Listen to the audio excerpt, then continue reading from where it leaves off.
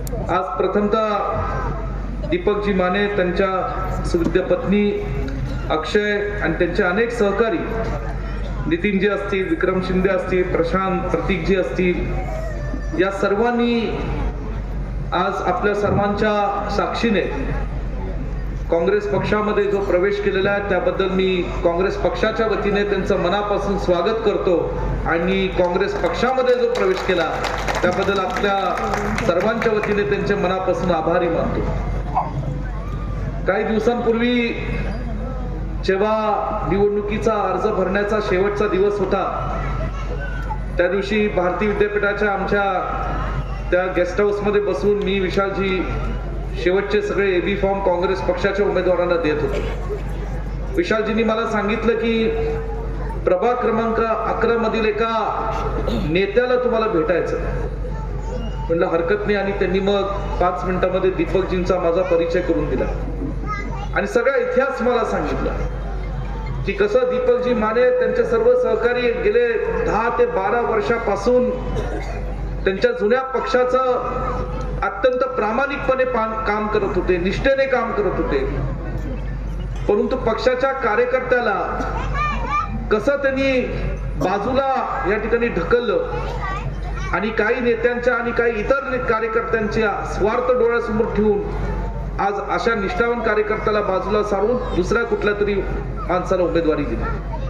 त्यांचं मनोगत मी अत्यंत बारकाईने ऐकत होतो आणि मी पाहत होतो की त्यांच्या भावना सुद्धा व्यक्त करत असताना त्यांचं मन असं जड झालेलं होतं. ते थोडे घाईवरून गेलेले होते, कारण जुने जे काही त्यांच्या आठवणी ते सांगत होते की भाजपच्या कार्यकर्ता असताना सुद्धा सन्मान्य विशालजींनी त्यांना कसा सन्मानाची वागणूक दिली, कसं प्रेमाची वागणूक दिली, आणि ही प्रेमाची वागणूक देण्याची संस्कृती आणि परंपरा हीच काँग्रेस पक्षाची आणि हीच वसुंधरा कुटुंबाचे, हे मला आपल्या सर्वांना या ठिकाणी सांगायचं.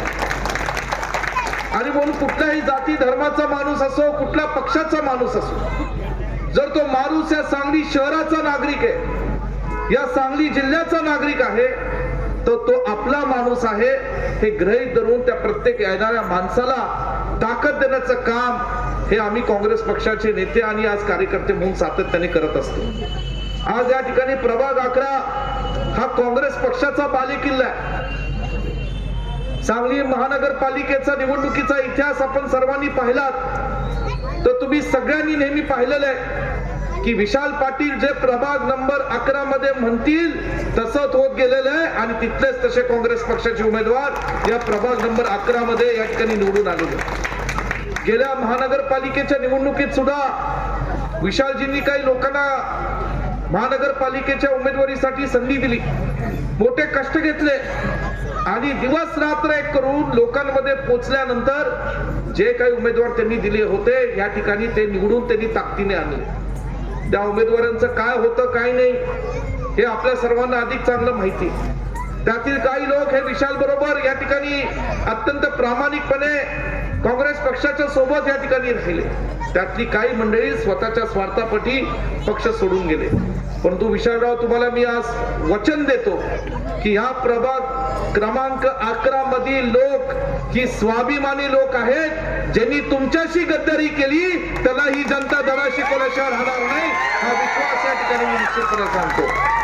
कारण तुम्ही सुद्धा या प्रभाग नंबर 11च्या लोकांसाठी काय काय केले त्याची जाण ठेवणारी इथली माणसं आहेत. या झोपडपट्टीमध्ये राहणारी जी गोरगरीब लोक आहेत त्यांना माहिती आहे की विशाल पाटील त्यांच्या सुखदुःखामध्ये सहभागी झालेले आणि म्हणून जे आता स्वतःला नगरसेवक झालेले समजतात, जे या ठिकाणी आज महानगरपालिकेमध्ये दुसऱ्याच्या पक्षात जाऊन जी उमेदवारी घेऊन तुमच्या समोर येतात, आज तुम्ही त्यांना जाणीव करून दिली पाहिजे की तुमच्या नावाच्या आधी जे नगरसेवक लागलेले आहे ते काँग्रेस पक्षामुळे आणि विशाल पाटलांमुळे लागलेले, हे तुम्ही या ठिकाणी विसरता कामा नये.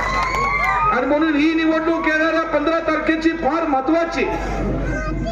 कुणी या ठिकाणी आज तुम्हाला सांगत असेल त्या पक्षाचे उमेदवार की देशात आमची सत्ता आहे, राज्यात आमची सत्ता आहे, प्रचंड निधी या ठिकाणी आम्ही निवडून आणू. काय निधी तुमच्या प्रभागात देऊ, सांगली शहरासाठी देऊ. परवा सुद्धा सांगलीच्या एका सभेमध्ये त्यांचे राज्याचे नेते आले आणि घोषणांचा पाऊस त्यांनी या ठिकाणी टाकला. मला एकच प्रश्न पडतो की तुमची सत्ता देशात सन 2014 पासून आहे. महाराष्ट्रामध्ये तुमची सत्ता सन 2014 ते 19 होती. मध्यंतरी 2-2.5 वर्ष महाविकास आघाडीची सत्ता आली, परत तुमची सत्ता आली. मग गेले 3-3.5 वर्ष तुमची सत्ता आहे. देशात राज्यात तुमचा एकेकाळी खासदार होता, विद्यमान आमदार तुमचे आहेत. मग जे जे तुम्ही सांगितल्या जनतेला शब्द दिला, आश्वासनं दिली, ती या मागच्या काळामध्ये का होऊ शकली नाही? कारण त्यांना सांगलीसाठी काही विकास करायचा नव्हता. जाणीवपूर्वक या ठिकाणी या सांगली शहरातले लोक हे सर्व जाती धर्मातील लोकांना मानणारे लोक आहेत, विचारधाराला मानणारे लोक आहेत. या सांगली जिल्ह्यासाठी खऱ्या अर्थाने ज्या काँग्रेस पक्षाच्या विचारातून स्वर्गीय वसंतदादा असतील, स्वर्गीय पटकरावजी कदम साहेब असतील, स्वर्गीय R.R. पाटील साहेब असतील, स्वर्गीय राजाराम बापू असतील, या सर्व दिग्गज नेत्यांनी जे जे केलं त्या विचारांना मानणारे लोक आहेत. म्हणून या भाजपच्या नेत्यांनी जाणीवपूर्वक या सांगलीला डावलण्याचं पाप इथं केलेलं आहे. मला आपल्या सर्वांना सांगायचंय, देशात राज्यात सत्ता नव्हती हे खरं आहे, पण देशात राज्यात जेव्हा सत्ता नव्हती तेव्हा माझा भाऊ विशाल पाटील खासदारकी लढला आणि तुमच्या सर्वांच्या आशीर्वादाने हा आमचा विशाल पाटील हा मोठ्या मताधिकारी या ठिकाणी महाराष्ट्रातला अपक्ष आणि काँग्रेस पक्षाच्या विचाराचा खासदार झाला. मी त्याच्या पाठीशी होतो, तुम्ही सगळे आमच्या सोबत पाठीशी खंबीरपणे उभे राहिलात. पण तो सांगण्याचं कारण आज ही काँग्रेस पक्षाचा हा बालेकिल्ला आहे. विधानसभेत असो, लोकसभेमध्ये आपण प्रचंड मताधिक्य विशालजींना दिलं. म्हणजे या सांगलीमध्ये आज ही काँग्रेस पक्षाची विचारधारा ही तळागाळापर्यंत रुजलेली.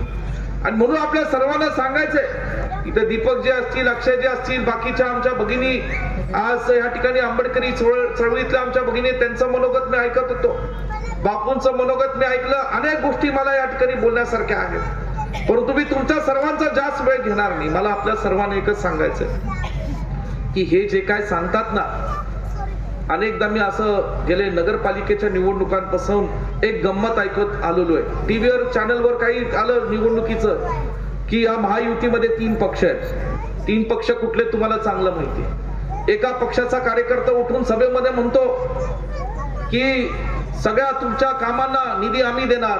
का निधी आम्ही देणार? तर तिजोरीची चावी आमच्याकडे. दुसऱ्या पक्षाचा नेता उठून म्हणतो, कार्यकर्ता निधी तुम्हाला आम्ही देणार, महायुतीतलाच. तो का म्हणतो? तिजोरी आमच्याकडे. मग तिसरा बहादरांनी वेगळंच काढलं, जी तिजोरी ज्या बँकेमध्ये ठेवलेली आहे ती बँकच आमची. आले का? म्हणजे तिजोरीची चावी एकाकडे, तिजोरी दुसरीकडे, बँक तिसरीकडे. अरे तुम्ही सगळे विसरलात, ज्या बँकेत पैसा आहे तो पैसा महाराष्ट्राच्या गोर गरीब जनतेचा आहे. हा तुमच्या काकाचा पैसा नाही, हा पैसा महाराष्ट्रातल्या सर्वसामान्य लोकांचा आहे. आणि म्हणून जर या शहराच्या विकासासाठी सरकारच्या माध्यमातून पैसे जर येणार असतील तर त्यांना कायद्याने द्याव्या लागतात. हे आपल्या हक्काचे पैसे, कोण कुणाच्या खिशातनं पैसे देत नाही. आणि म्हणून हे सगळ्याच्या काही बाता चालल्यात आज महाराष्ट्राच्या जनतेला फसवण्याच्या, ह्याला सांगलीची जनता बळी पडणार नाही हा विश्वास तुम्हाला देतो. आज या ठिकाणी 4ही उमेदवार विशालजींनी निवडले. जेव्हा आम्ही या ठिकाणी उमेदवाराच्या निवडी बाबतीत आम्ही चर्चा करत होतो, त्यांनी मला माहिती दिली. मी म्हटलं मला कशाला माहिती देताय, प्रभाग क्रमांक 11 तर विशालराव तुमचा आहे आणि तुम्ही जो उमेदवार तिथे द्याल, तुम्ही जरी दगड जरी उभा केला तरी त्या ठिकाणी दगड निवडून आणण्याची ताकद ही या प्रभागातल्या लोकांमध्ये आणि विशाल पाटलांमध्ये, ह्याच्यात काही कुणाचं दुमत नाही.